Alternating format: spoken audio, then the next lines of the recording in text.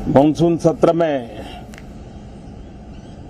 आप सबका स्वागत है। सावन का पवित्र मास चल रहा है और इस बार तो डबल सावन है और इसलिए सावन की अवधि भी जरा ज्यादा है और सावन मास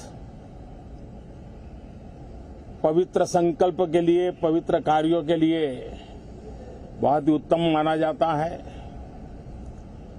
और आज जब लोकतंत्र के मंदिर में इस सावन के पवित्र मास में मिल रहे हैं तो ये लोकतंत्र का मंदिर ऐसे अनेक पवित्र कार्य करने के लिए इससे बड़ा उत्तम अवसर नहीं हो सकता है।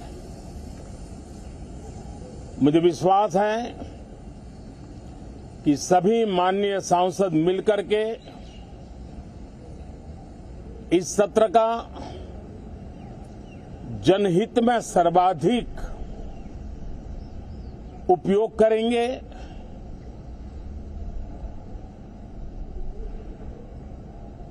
संसद की जो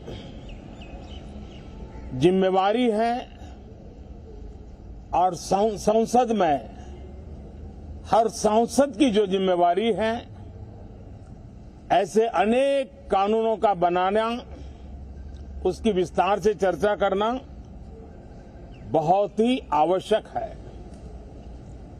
और चर्चा जितनी ज्यादा होती है, चर्चा जितनी ज्यादा पैनी होती है, उतना जनहित में दूरगामी परिणाम देने वाले अच्छे निर्णय होते हैं। सदन में जो माननीय सांसद आते हैं वो धरती से जुड़े हुए होते हैं, जनता के दुख दर्द को समझने वाले होते हैं और इसलिए जब चर्चा होती है तो उनकी तरफ से जो विचार आते हैं वो जड़ों से जुड़े हुए विचार आते हैं और इसलिए चर्चा तो समृद्ध होती है, निर्णय भी सशक्त होते हैं, परिणामकारी होते हैं। और इसलिए मैं सभी राजनीतिक दलों को, सभी माननीय सांसदों को इस सत्र का भरपूर उपयोग करके जनहित के कामों को हम आगे बढ़ाएं। ये सत्र अनेक रूप से महत्व का भी है क्योंकि इस सत्र में जो बिल लाए जा रहे हैं वो सीधे सीधे जनता के हितों से जुड़े हुए हैं। हमारी युवा पीढ़ी जो पूरी तरह डिजिटल वर्ल्ड के साथ एक प्रकार से नेतृत्व कर रही है, उस समय डेटा प्रोटेक्शन बिल देश के हर नागरिक को एक नया विश्वास देने वाला बिल है और विश्व में भारत की प्रतिष्ठा बढ़ाने वाला बिल है।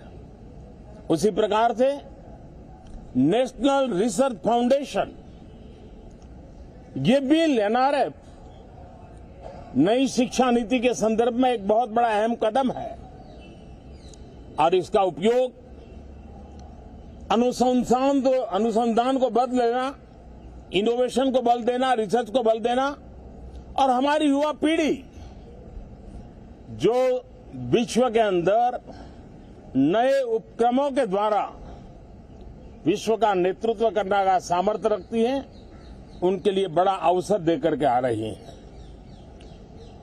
जनविश्वास बिल सामान्य मानवीय के प्रति भरोसा करना,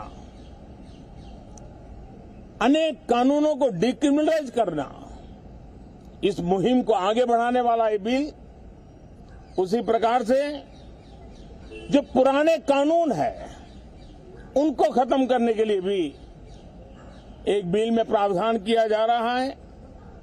हमारे यहां सदियों से एक परंपरा रही है कि जब विवाद हो तो संवाद से सुलझाया जाए। मीडिएशन की परंपरा हमारे देश की बहुत सदियों पुरानी है। उसको अब कानूनी आधार देते हुए मीडिएशन बिल लाने की दिशा में इस सत्र का बहुत बड़ा उपयोग है, जो अनेक विवादों से सामान्य मानवीय से लेकर के असामान्य संजोगों को भी मिल बैठकर के सुलझाने का एक मजबूत नींव बनाएगा। इसी प्रकार से डेंटल मिशन को लेकर के एक बिल जो हमारे डेंटल कॉलेजेस के लेकर मेडिकल के छात्रों के लिए एक नई व्यवस्था को आकार देगा।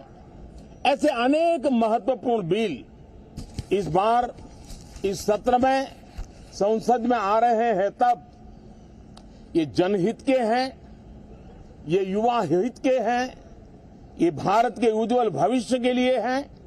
मुझे विश्वास है कि सदन में गंभीरतापूर्वक इन बिलों पर चर्चा करके हम बहुत तेजी से राष्ट्रहित के महत्वपूर्ण कदमों को आगे बढ़ाएंगे। साथियों, आज जब मैं आपके बीच आया हूं, इस लोकतंत्र के मंदिर के पास खड़ा हूं, तब मेरा हृदय पीड़ा से भरा हुआ है, क्रोध से भरा हुआ है। मणिपुर की जो घटना सामने आई है, किसी भी सभ्य समाज के लिए ये शर्मसार करने वाली घटना है। पाप करने वाले, गुनाह करने वाले कितने हैं, कौन है, वो अपनी जगह पे है, लेकिन बेइज्जती पूरे देश की हो रही है। 140 करोड़ देशवासियों को शर्मसार होना पड़ रहा है। मैं सभी मुख्यमंत्रियों से आग्रह करता हूं कि वे अपने राज्य में कानून व्यवस्था को और मजबूत करें, खास करके हमारी माताओं बहनों की रक्षा के लिए कठोर से कठोर कदम उठाएं।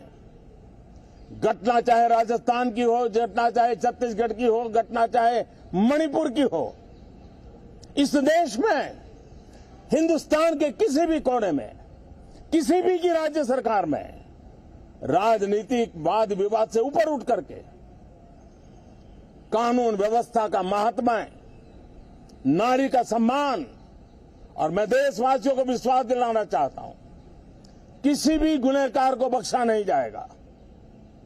कानून अपनी पूरी शक्ति से, पूरी सख्ती से एक के बाद एक कदम उठाएगा।